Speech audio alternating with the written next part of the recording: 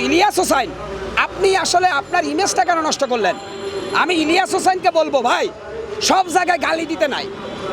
আমি দেখলাম যে ম্যাক্সিমাম ভিডিওতে বিশ্রী ভাষায় গালিগালাজ করেন।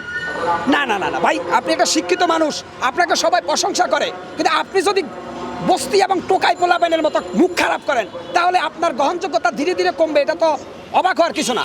আমি বলবো জামাত ইসলাম তো ফেরেশতা না রে ভাই। জামাত ইসলামের সবাই তো আর আল্লাহর ওলি না। জামাত ইসলামের মধ্যে ভেজাল আছে, জামাত ইসলামের মধ্যে হাইব্রিড আছে, কিন্তু আবার সবাইকে খারাপও বলবো না। যেমন জামাতের নায়েবে আমির আল্লামা দেলোয়ার হোসেন ছিলেন, তিনি ছিলেন আমাদের বাংলাদেশের ইসলামের বীর সেনাপতি। তো আমরা জামাতের যারা ভালো নেতা তাদের প্রশংসা করব, আবার জামাতের যারা হিন্দুত্ববাদের দালাল তাদের সমালোচনা করব, এটা হচ্ছে নিয়ম। কিন্তু আপনি জামাত ইসলাম সম্পর্কে যখন ব্যঙ্গচিত্র করে কথা বলেন, তখন এটা যারা জামাতকে ধর্মীয় দৃষ্টিকোণ থেকে ভালোবাসে আপনি কিন্তু তাদের সমর্থন আর পাবেন না। কারণ জামাত ইসলাম যদিও তাদের অতীত রেকর্ড একটু আছে, এবড়োথাবড়া আছে। 71 সালে জামাত ইসলাম একটা বিতর্কিত নিয়ে জামাত সেখানে কালার হিসেবে আছে জাতির কাছে। তার পরবর্তীতে জামাত ইসলাম আবার দেশের জন্য ভালো কাজ করছে। জামাতের যে মন্ত্রী ছিল শিল্পমন্ত্রী মতিউর রহমান নিজামী, তিনি কিন্তু একজন স্বচ্ছ ক্লিন ইমেজের লোক ছিলেন। অতএব জামাতের হারানো ইমেজটাকে জামাতের যে নেতাদেরকে ফাঁসি দেওয়া হয়েছে তারা আবার উদ্ধার করেছেন।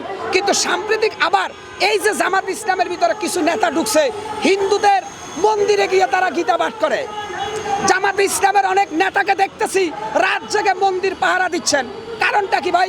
আরে মন্দির পাহারা দেওয়ার দায়িত্ব আল্লাহ আপনারা দেয় নাই, আপনি রাষ্ট্রের কেউ না। জামাত ইসলাম কি ক্ষমতা আছে? জামাত ইসলাম কি পুলিশের ভূমিকা আছে? তা আপনি মন্দির পাহারা দিচ্ছেন কেন? আবার চট্টগ্রামে যাইয়া হিন্দুদের একটা অনুষ্ঠানে ইসলামিক সঙ্গীত পরিবেশন করতেছেন, এর কারণটা কি? আবার জামাত ইসলামের একজন বড় নেতা উনি বলছেন আওয়ামী লীগকে আমি ক্ষমা করে দিলাম। তো এইসব কথা বলার কারণে জামাত কিন্তু বিতর্কিত হয়ে যাচ্ছে। জামাত ইসলামের যে নেতাগুলো ছিল, দেলোয়ার হোসেন সাইদি, আলী আহমদ মুজাহিদ, কামরুজ্জামান, কাদের মোল্লা, মীর কাসেম আলী, এক একটা ছিল ওহুদের ময়দানের সৈনিকের মতো। মিয়া, আমরা তাদের স্যালুট করি। এক ইউটিউবার, এক কন্টেন্ট ক্রিয়েটর আরেক কন্টেন্ট ক্রিয়েটরের বিরুদ্ধে লেগে গেছি, এটা আসলে অশনি সংকেত। তো যাই হোক, যে মূল পর্বটা নিয়ে আপনাদের সামনে আলোচনা করতে চাই, আপনারা সাংবাদিক ইলিয়াস হোসেনকে চিনেন।